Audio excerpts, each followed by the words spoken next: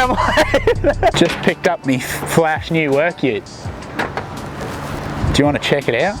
I just picked this up from the boys down at Work Ute Solutions. Work Ute Tow Rig Solutions. So I've been having a problem. Was having a problem getting to quotes, getting out to job sites on time to do the quotes, and I had a bung left leg. So I was sick of, you know, I had the engine in here already and it was pretty sick, but my leg was getting tired, so I was like, hey, Work Ute Solutions, can you put an auto in it? Here it is.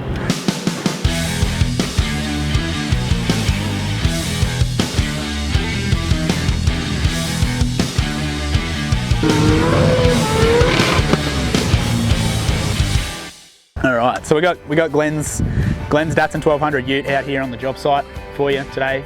Figured we'd get it out in its natural environment, get away from the shop, get it out where it's really going to shine, you know, on the job site, doing quotes quickly. Ute came into us, the CA-18 was already in there, pretty much. So what we've done is gone ahead and done a Powerglide conversion into the ute. So it was originally, had an RB20 box behind it. So it had a manual gearbox. Nothing inherently wrong with it. It's just not it wasn't a very drivable car, just with the clutch setup that it had in it. And sort of the whole theory behind it was originally Glen came in and wanted us to either adjust or change the clutch just to make it something like a bit softer and a bit more drivable, which from there we somewhat talked him into going auto to make it the most drivable car he could have, basically. So he can get in this thing, start it up, drop it down into low gear and just toddle off, or you can drop it down into low gear and blaze the whole street. This is a CA-18, but it's actually got a Nitto 2.2 litre stroker kit in it. Garrett Turbo off the side, Plazmaman intake, a lot of nice parts in the engine bay. Really nicely done. So it's got the 6-boost manifold, I believe they're Yaris coils. So all the supporting hardware to make that 2.2 stroker kit actually be usable is there. So this car is making power, I forget. Now is, with the automatic, is making 428 horsepower, just touching 21 pound right at the top.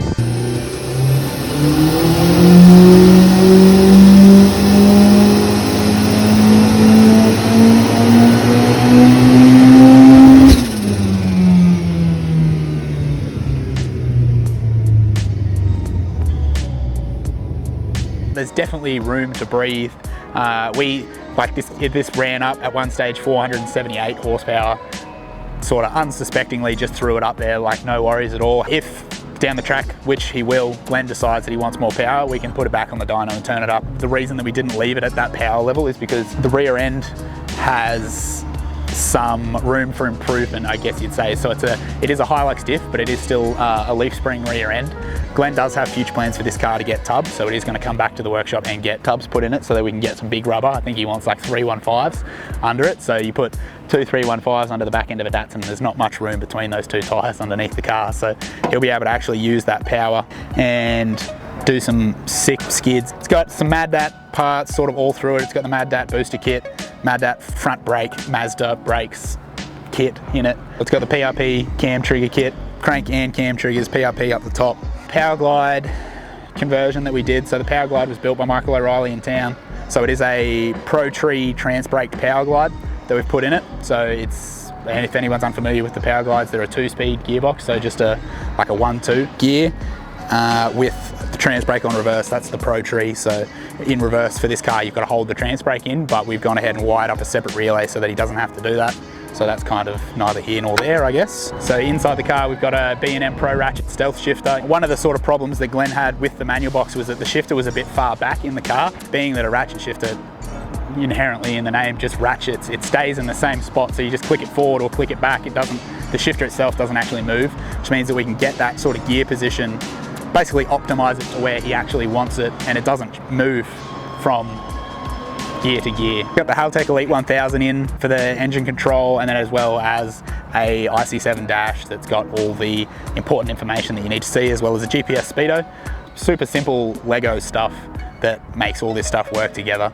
Some alloys, Koya Rims wrapped in Nankang semis, so a 225 semi on the back, but considering this car weighs like 800 kilos, they do what they can. Fuel cell in the tub. When we tub this thing, there is a lot of room up under the tub, so when we tub it, we're likely going to stick the fuel tank over behind the rear wheels to get a bit more weight over that rear axle. But for now, it works. Like, it's a nice strong diff, it's not going to break. Once Glen actually wants to go fast in this thing, it's going to come back to us, get the tubs put in, get a four link put in, and pretty much go from there. We might turn it up a little bit as well if he's still keen on it. Lovely chatting to yous, but I best get going. I got more quotes to do. Bye.